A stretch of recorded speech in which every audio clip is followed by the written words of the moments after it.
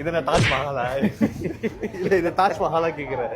இது என்ன இருக்குன்னு கூட்டிட்டு வரீங்க? இருங்க பஸ் இன்னும் வரல. சரி, பஸ் வந்ததுக்கு அப்புறம் நீங்களே ஆடிடுவீங்க. நவீன் ஏன் கிளெமெண்டியில் போனை பார்த்து கொண்டு நிற்கிறார்? ரஃபி, இப்ப பகல் நேரம், நம்ம வேலை நேரம் வந்து ராத்திரி தான். ஆனா பகல் நேரத்துல நீங்க கிளெமெண்டி வரைக்கும் என்ன கூட்டிட்டு வந்திருக்கீங்க.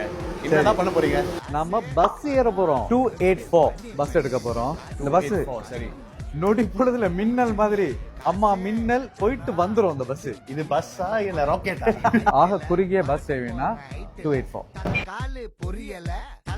இது வந்து இந்த பழைய இன்டர்சேஞ்ச் இருந்துச்சுல, அப்பவே இந்த பஸ் இருக்கு. கிட்டத்தட்ட ஒரு 40-50 வருஷமா அந்த பஸ் சேவையில இருக்கு. அது கொஞ்ச நேரத்துல போயிட்டு திரும்புறதுக்கு கூட்டத்தை பாத்தீங்கன்னா பஸ்ல எப்படி இருக்குன்னு. அதை இப்ப நம்ம ஜேபி போற மாதிரி இருக்கு. ஆமா. இந்த ஒட்டுமொத்த சேவையும் நான் டைம் பண்ண போறேன். நான் டைம் பண்ணிட்டு இருக்கேன். சரி, மொதல் பஸ் ஸ்டாப்க்கே ஒரு 2 நிமிஷம் எடுத்திருக்கு.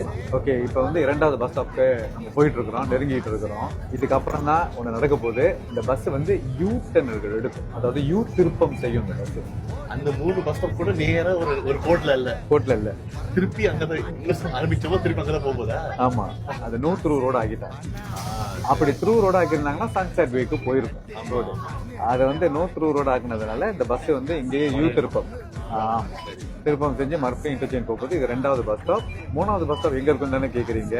இந்த 2 பஸ் ஸ்டாப்பும் நடுவுல ஆப்போசிட் சைட்ல இருக்கு. அவ்வளவுதான்.